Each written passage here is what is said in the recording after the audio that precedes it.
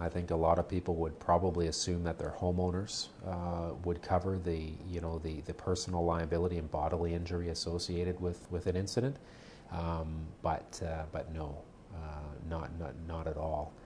And it really takes dialogue between a client and their broker, and communication, for us to sort of communicate that to people.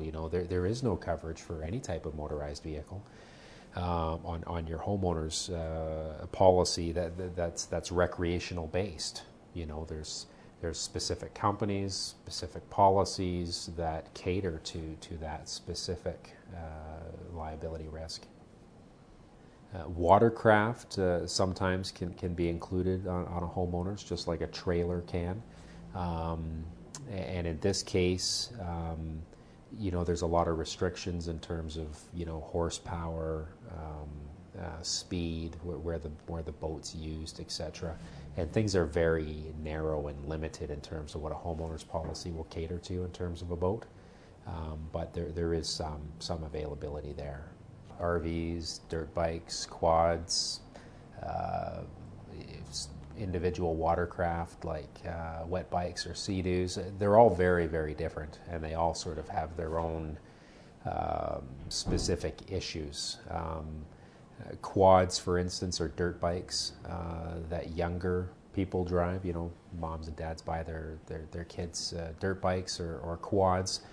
Huge liability as far as I'm concerned there. In fact, so much so that most companies won't insure them at all. It's good to have a broker in that sort of a case, because of course we have access to many different markets and we can find coverage for that instance. But I'm guessing, but my thinking would be most people don't have liability coverage at all in those kind of cases. So obviously that's a really bad situation to be in, because I've driven dirt bikes. I know that things happen. You take your buddies for rides on the back, or you're not wearing helmets, or you're scooching around somewhere where cars don't see you. Things happen.